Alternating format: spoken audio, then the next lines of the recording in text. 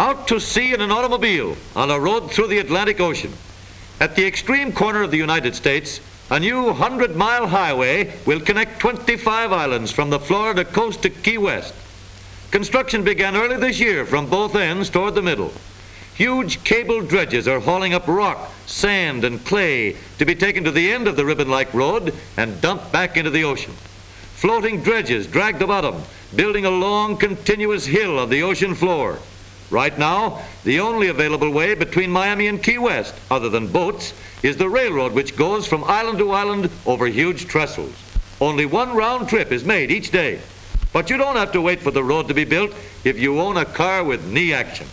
Plenty of time between trains, so why not go right over the ties? The wheels may be doing a lot of bumping around, but the rider goes along smoothly right over the bumps. On the island, the highway is nearly done. Broad, smooth roads that soon will be swarming with tourists and fishermen traveling to and from famous Key West.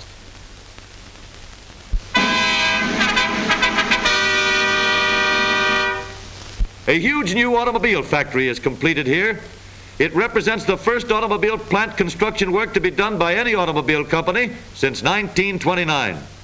These fine old craftsmen have come from 15 plants throughout the country to take part in the opening ceremonies. Each man has worked an average of 21 years for the company.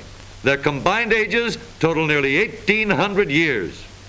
Mayor Howard W. Jackson welcomes the oldest employees of the company and presents them with the key to the city. James Thayer of Flint, Michigan is spokesman for the group. He is 83 years old. At Washington, the Honorable Joseph W. Burns, Speaker of the House of Representatives, gets proof that men twice 40 still hold good jobs with Chevrolet. You tell him, boys, life begins at 80.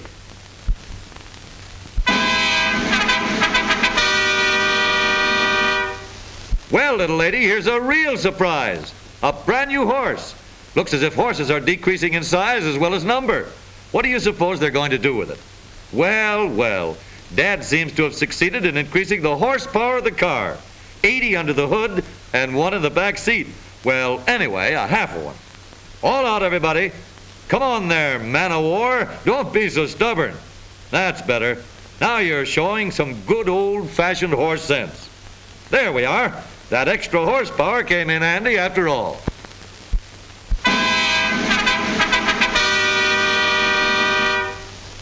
Riding the rails isn't what it used to be. For a new convertible motor bus that runs just as well over railroad rails as it does over the highway has been put into service here. Leaving the city, the driver very easily flips some convenient levers. Down come a pair of small guide wheels, both in the front and at the rear. They are locked in place. A complete change from road to rail in less than 1 minute, and we're off down the steel highway, out of traffic and with no more stoplights to watch. Rubber tires on shiny steel rails. Perfect riding comfort at all speeds. Not a bump in a carload. Rubber tires grip the wheels better. No slipping, no skidding. Watch out for those cars. No chance for an accident when we can stop like that. It's expecting a lot to think that a train will stop at a crossing, but this new rail bus can do it. The miles fly by in a hurry, and here's the highway again. Miles saved by the rail shortcut. Up come the guide wheels. We're back on the highway again without even a stop. Right down to the center of the village, where we leave passengers and pick up packages for the city. The compartment at the rear is large enough for express, in addition to passengers' baggage. All aboard?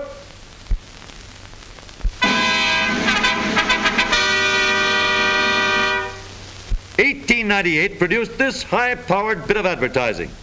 In case the picture alone didn't overcome your sales resistance, a line at the bottom was sure to get you. 15 of this style sold in actual use and giving complete satisfaction. In 1899, motorists were offered this version of the family car. If you wanted to buy one of these in 1899, you sent stamps for a catalog and received estimates by return mail.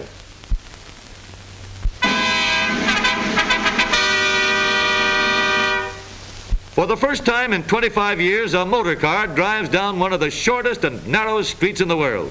Once, the broad highway of a Spanish king. Nope, it's not an alley. It's Treasury Street, Strictly one-way traffic and no double parking.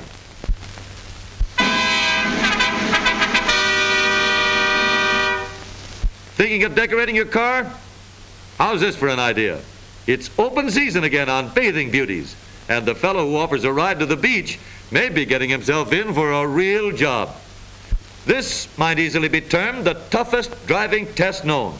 20 perfect reasons for a driver to take his eyes off the road. Just the official Miami Beach bathing beauties for 1935. Hitchhiking a ride to the sand and surf playground. All off, girls. End of the line. Scram. And the last one in gets sunburned.